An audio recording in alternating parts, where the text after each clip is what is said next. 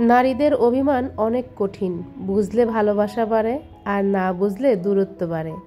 রাগ যখন অভিমানে পরিণত হয়, নারীরা তখন রাজপ্রাসাদ ছেড়েও চলে আসতে পারে, আর কোনো বাধাই তাকে আটকে রাখতে পারে না।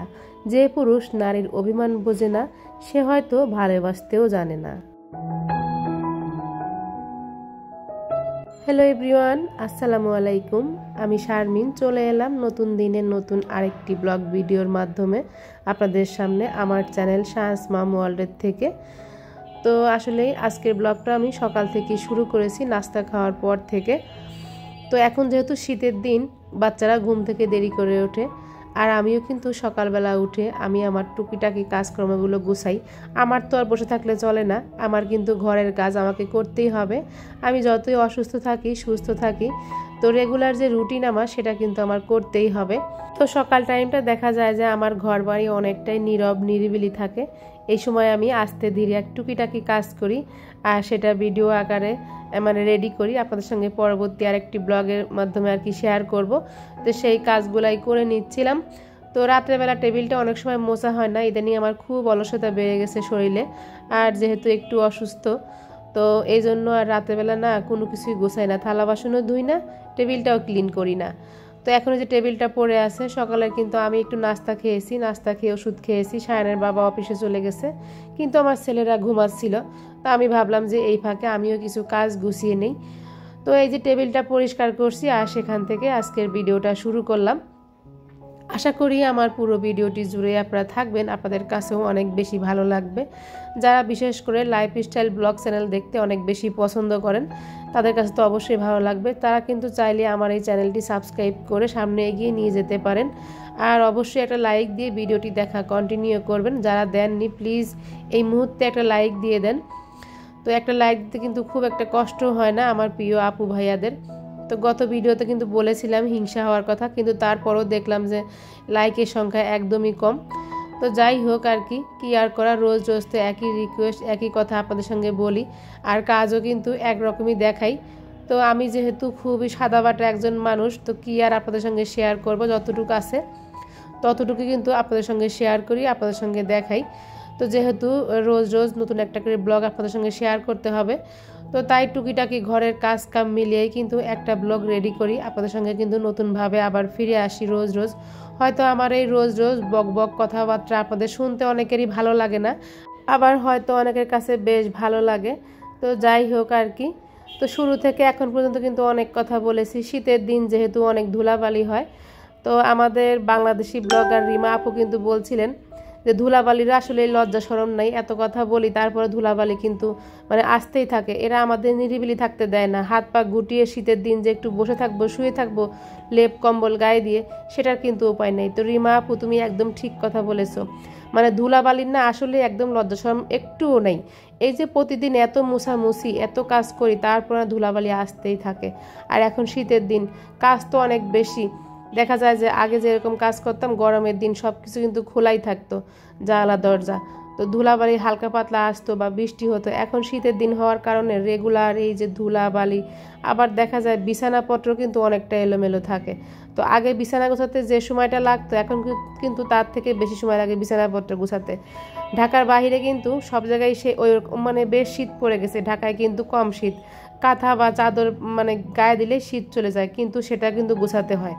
তো যাই হোক, কাজের পরিমাণটা কিন্তু শীতকালে বেড়ে যায়। তো প্রতিদিন যা আপনারা দেখেন এই যে মোছামাছি করি, এই যে ধুলাবালি পরিষ্কার করি, তো সব সময় কিন্তু আমার ঘর বাড়ি মোটামুটি আর কি টিপটাপ থাকে, অনেক বেশি এলোমেলো আমার ঘর বাড়ি থাকে না। তো কিভাবে আমি এত টিপটাপ গোছানো বা পরিষ্কার রাখি সেই টিপসগুলাই শেয়ার করব। তো কখনো কিন্তু আজকে যে কাজটা করবেন চিন্তা ভাবনা করেছেন, সেই কাজটা কিন্তু সঙ্গে সঙ্গে সেরে ফেলবেন, পরের দিনের জন্য কিন্তু রেখে দেবেন না। পরের দিনের জন্য রেখে দিলে পরে দেখা যায় কাজের পরিমাণটা কিন্তু ডাবল হয়ে যায়, সময় বেশি লাগে, কষ্ট কিন্তু বেশি হয়। সবচেয়ে প্রথম টিপসটা হলো এটাই, যখনকার যে কাজ তখন কিন্তু সেটাই করে ফেলতে হবে। হয়তো এই টিপসটা আমার সব আপুরাই জানে ইউটিউবের, তাও আপনাদের সঙ্গে শেয়ার করলাম। যাই হোক, যারা তো জানেন তারা তো জানেনই, যারা জানেন না তাদের জন্য বলছি। তো সময়ের কাজ সময়ে করে ফেললে দেখা যায় কি পরের দিন আর একটা কাজ করা যায় গুছিয়ে। তো যাই হোক, আপনাদের সাথে কথা বলতে বলতে কিন্তু এই যে আমার বেডরুমটা কিন্তু গুছিয়ে নিয়েছি আর জানালাটা খুলে দিলাম, কারণ এখন একটু রোদ এসেছে, মানে রোদ আসলে মানে একটু তখন খুলে দেই, তখন কিন্তু ভালো লাগে।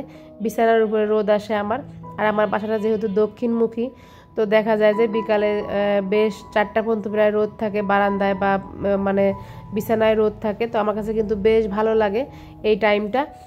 তো এই যে আমার শুধু এলোমেলোর মধ্যে ড্রেসিং টেবিলের উপরটা একটু এলোমেলো থাকে, তার কারণ হচ্ছে এখান থেকে আমার ছেলেরা সারাদিন লোশন নেবে, ক্রিম নেবে। আপনাদের ভাইয়া যখন বাসায় আসবে তখন সে লোশন এক জায়গায় রাখবে, ক্রিম এক জায়গায় রাখবে, তার বডি স্প্রে এক জায়গায় রাখবে। তো সে শুধু এগুলাই করে, আর আমার কাজ হচ্ছে একটু গোছানো। তো আমি কিন্তু আমার পুরো বেডরুমের মধ্যে দেখা যায় যে আমার এই ওয়ার্ড্রপের উপরটা আর এই ড্রেসিং টেবিলটা একটু এলোমেলো থাকে অনেক সময়।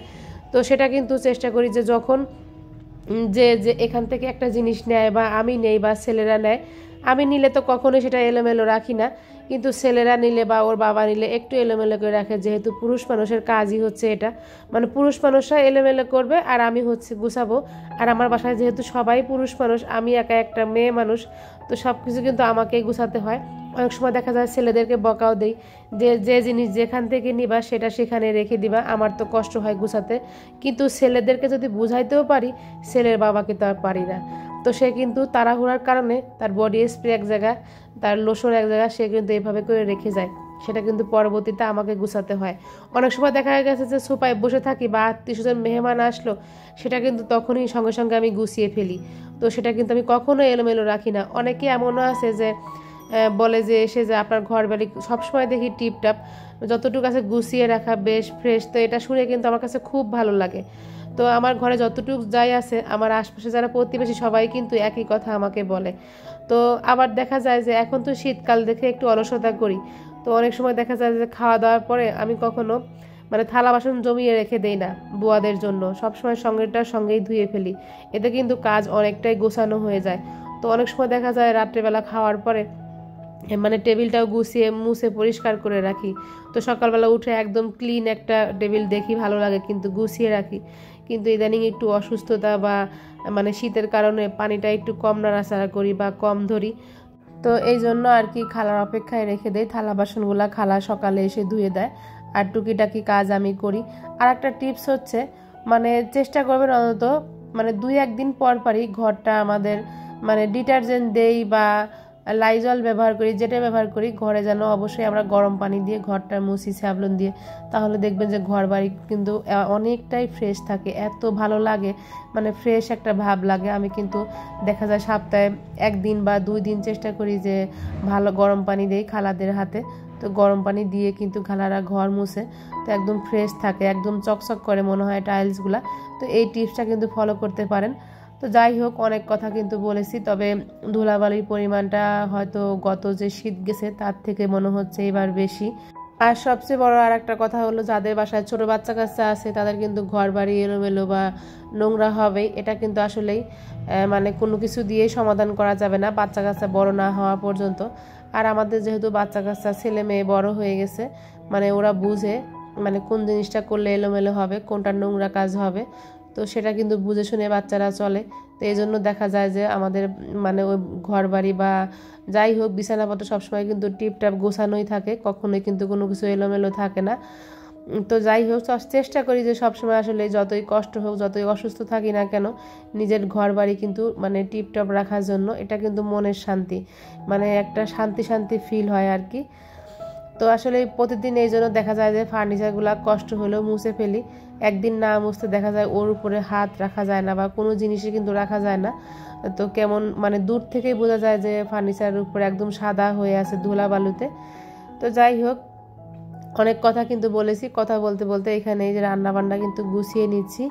তো প্রথমে কিন্তু ছোলা ভুনা করে নিয়েছি, তো সন্ধ্যার সময় খাওয়া যাবে আর কি। আর এখানে যে ডালটা বসিয়ে দিয়েছি, ডালটা হয়ে গেছে অলরেডি, বাগার দেওয়া বাকি। আর এখানে হচ্ছে বোয়াল মাছটা ভুনা করে নিয়েছি। তো এই হলো আমাদের দুপুরের সিম্পল খাবার দাবার। তো আমরা এখন কিন্তু একদম বিকাল হয়ে গেছে, মানে আসরের নামাজের পরে এখন আমরা একটু বাইরে চলে যাচ্ছি, মানে ঘুরতে যাচ্ছি আর কি। তো দেখেন মোটামুটি সব কিছু কিন্তু গোছানো, আর ছেলেদের খাবার রেডি করে রেখে কিন্তু বাসা থেকে বের হচ্ছি। আর সমস্ত জানালা দরজা সব কিছু কিন্তু বন্ধ করে দিয়ে তারপর বাসা থেকে বের হব। সায়ানের যেহেতু পরীক্ষা শেষ হয়ে গেছে, তো তার 2 দিন পর পর আর কি ঘুরতে যেতে হবে। শুধু বলা আমাকে বেড়াতে নিয়ে চলো, এখন তো পরীক্ষা শেষ হয়ে গেছে। তো এই জন্য আমরা এখন ঘুরতে বেরোচ্ছি মা ছেলে মিলে। তো ঘুরতে ঘুরতে কোথায় আর যাব, তো ভাবলাম যে একটু মানে সায়েন্স ল্যাবের দিকেই যাই। তো এখানে যে সায়েন্স ল্যাবের যে আড়ং আছে, তো সেই আড়ংয়ে ঢুকেছিলাম। তো এখানে ভিডিও করা নিষেধ থাকে, তারপর লুকিয়ে লুকিয়ে একটু ভিডিও করেছিলাম, সেটা আপনাদের সঙ্গে শেয়ার করছি। আর কি কি কেনাকাটা করলাম অবশ্যই ভিডিওর শেষ অংশে থাকছে সেটা, তো দেখতে থাকুন আপনারা, আপনাদের কাছেও ভালো লাগবে।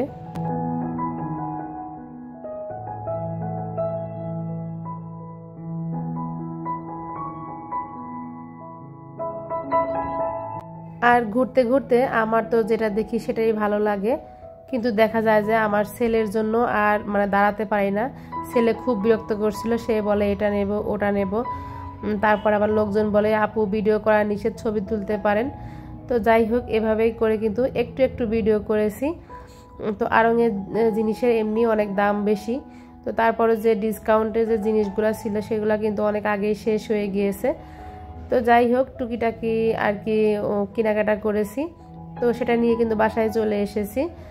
তো এখানে আমি গিয়েছিলাম মানে নিউ সুপার মার্কেটে, আবার একটু চন্দ্রিমায় ঢুকেছিলাম। ঢাকা কলেজের সামনে থেকে 3টা গাছ নিয়েছিলাম। তো একটা নিয়েছি চায়না বট, একটা লাল গোলাপ, একটা হাসনা হেনা নিয়েছি। তো আর এই যে আর্টিফিশিয়াল এই গাছটা নিয়েছি, আর একটা হোম ডেকোর নিয়েছি। এটা হচ্ছে নিয়েছে 500 টাকা, আপনাদেরকে দামটা বলে দিলাম। আর আর্টিফিশিয়াল ফ্লাওয়ারটা ওইটা নিয়েছে 300 টাকা। গাছ 3টা নিয়েছে হচ্ছে 250 টাকা। তো এই তো, আমার কাছে অনেক বেশি টাকাও ছিল না, সবচেয়ে বড় কথা হলো এটাই, এই জন্য আমি ওইভাবে আর কেনাকাটা করিনি। তারপরে মা ছেলে মিলে খাওয়া দাওয়া করে বাসায় চলে এসেছি। তো এই যে চায়না বটটা আমি 3বার 3টা গাছ আর কি আনলাম, এটা মিলিয়ে, কিন্তু একটা গাছও বাঁচাতে পারি না, কেন যে মরে যায় আমি বুঝি না। সব গাছ হয় কিন্তু ওই বট বনসাইটাই আমার হচ্ছে না। তো এই যে হাসনা হেনাটা আমার কিন্তু ছাদে একটা হয়েছে, আর এটা বারান্দায় রাখবো। আর লাল গোলাপটা মারা গেছে, গাছটা অনেক দিন বয়স হয়ে গিয়েছিল, তো এই গাছগুলো আর কি বারান্দায় লাগাবো। তো যাই হোক, এবার আড়ং থেকে কি কেনাকাটা করেছি সেটা শেয়ার করি। এখানে দেখতে পাচ্ছেন অরেঞ্জ পিলো মাস্ক, এটা কিন্তু অনেক অনেক ভালো, আর তুলসীর একটা ফেস ওয়াশ। তো দুইটা মিলিয়ে ভ্যাট সহ বোধহয় 460 বা 65 টাকা এরকম হবে, এটাই নিয়েছে। তো যাই হোক, আজকের কেনাকাটাগুলো কেমন লাগলো আপনাদের কাছে। তো কথা বলতে বলতে কিন্তু ভিডিওর একদম শেষ পর্যায়ে চলে এসেছি, আজকে বিদায় নিচ্ছি। আল্লাহ হাফেজ।